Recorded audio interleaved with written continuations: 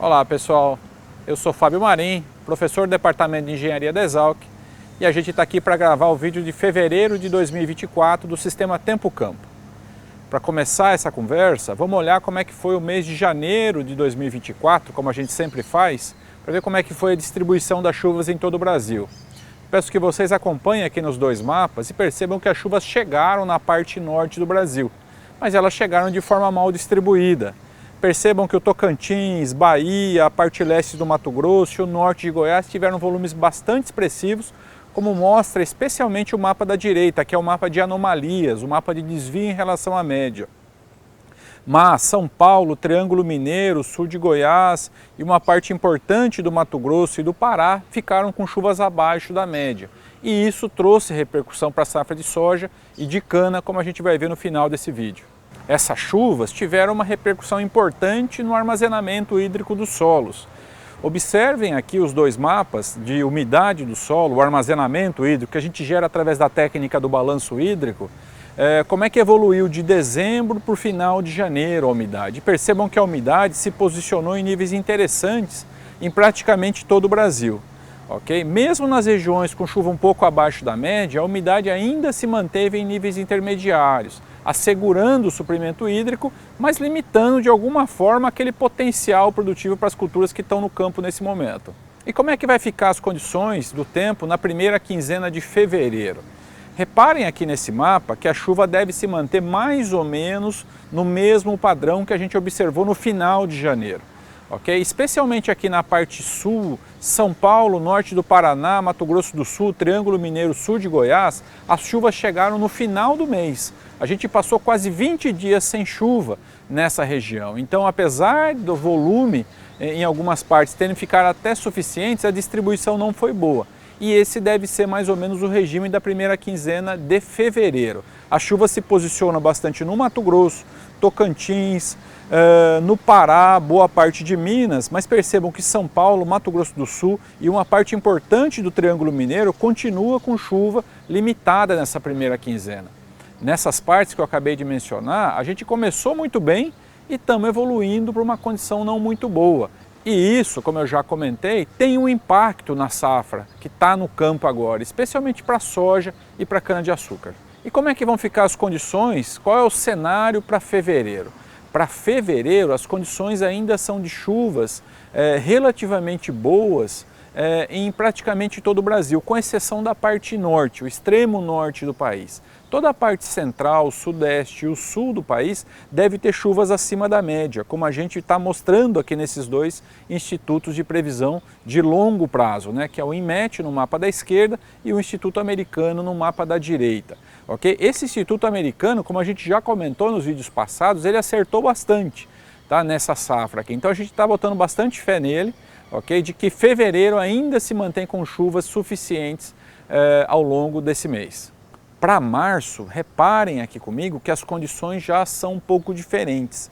Okay? Já existe uma tendência de reversão no volume de chuvas, com talvez um encerramento precoce dessas chuvas, ou pelo menos uma redução em relação à média histórica. Esse padrão, pessoal, é típico de anos de El Niño. E apesar do El Niño estar se desfazendo, ele ainda está em ação. A gente vai mostrar nos próximos slides que o El Niño vai acabar relativamente rápido, ok? Mas para o mês de fevereiro e março, ele ainda estará, e também em abril, ok? Ele ainda estará agindo aqui conosco, tá? Então, e esse aqui é um padrão típico dos anos de El Niño, ok? Ou seja, de redução nos meses de março e abril do volume de chuvas. E para abril, qual é que é o cenário? É lógico, vocês já entenderam aqui pelos nossos vídeos que a gente não está fazendo uma previsão, né? A gente constrói um cenário porque a incerteza para projetar as condições do clima para daqui 2 ou 3 meses são muito grandes e as condições podem se reverter, tá? Mas o que a gente está vendo aqui, especialmente para o mês de abril, é que a parte sul e o extremo norte podem ter chuvas acima da média, ok? Enquanto que a parte central do Brasil e a parte, vamos dizer, meio norte podem ter chuvas abaixo da média. A parte branca no mapa da direita representa a chuva na média, ok? Mas a gente lembra que abril já não é um mês tão chuvoso. e o que está em laranja nesse mapa da direita, ele representa chuvas abaixo da média. Perceba que o mapa da esquerda, que é o mapa do IMET, ele concorda em termos com esse mapa do Instituto Americano. Então, isso aumenta a probabilidade de que esse cenário possa de fato se realizar. E as condições de El Niño, como eu acabei de comentar, reparem aqui comigo, nesse mapa de temperatura do Oceano Pacífico, que as condições térmicas do oceano vêm mudando rapidamente. Okay? A gente está atingindo o pico, ou talvez já tenha até atingido no mês passado, as temperaturas começaram a cair e reparem nesse conjunto de curvas que são geradas a partir do mês de fevereiro, okay? Que a gente tem uma queda muito rápida na temperatura. Isso por conta dos ventos que sopram na altura do Equador, que se aceleram a partir de agora e começam a resfriar as temperaturas do Oceano Pacífico, ativam o sistema de circulação do Oceano Pacífico, fazendo com que a gente saia de um El Niño de moderado quase forte, chegando numa laninha muito provável para os meses de agosto, setembro e outubro, como eu mostro no próximo slide. Como eu acabei de comentar, reparem aqui comigo como é que estão as probabilidades para as condições de El Niño e Laninha para o ano de 2024.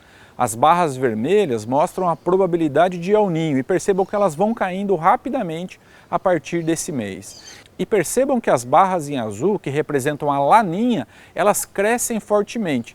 Se vocês voltarem nos vídeos dos meses anteriores, percebam que a barra cinza, que é a barra de neutralidade, ou seja, nem El Niño nem Laninha, ela era mais provável até o mês passado, mas isso acabou. A barra azul já está com quase 70% de probabilidade para os meses de agosto, para o trimestre agosto, setembro e outubro.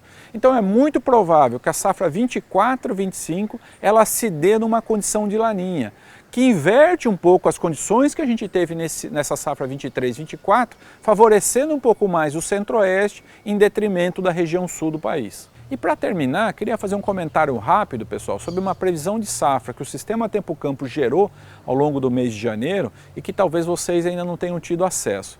Olhem aqui comigo nesse mapa do Brasil as taxas de variação projetadas pelos modelos baseados em processo do Sistema Tempo Campo, e aqui é importante fazer uma ressalva que nesse mapa a gente apenas vê a função do clima. Única e exclusivamente essa taxa de queda ou aumento se deve à condição do clima. O modelo é calibrado para as últimas 3 safras, então trava-se o manejo em relação às últimas 3 safras e projeta apenas o efeito do clima. E percebam que esse clima, especialmente a época ali de outubro e novembro e o início de dezembro, teve um impacto muito grande na safra de soja, especialmente em estados grandes produtores, como Mato Grosso, Goiás e também Minas Gerais, ok? E o Mato Grosso do Sul também é importante incluir.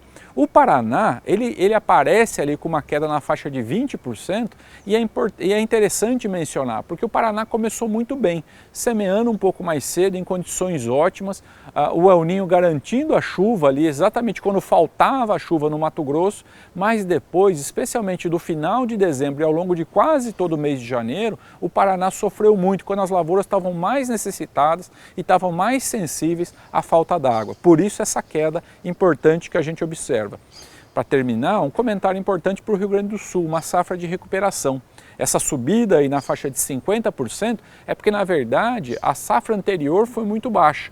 Então agora os produtores estão recuperando e voltando para uma média normal, garantida por volumes de chuva suficientes e relativamente regulares. Talvez até um pouco excessivas no Rio Grande do Sul, mas que felizmente permitiu aos produtores gaúchos recuperarem a sua produtividade. Com isso eu me despeço de vocês, pessoal, agradeço bastante a atenção, nós aqui da Exalc estamos à sua disposição para atender qualquer dúvida, ok? Meu e-mail é fabio.marinha@usp.br, a gente se despede e aguarda vocês no vídeo do mês que vem. Tchau, tchau!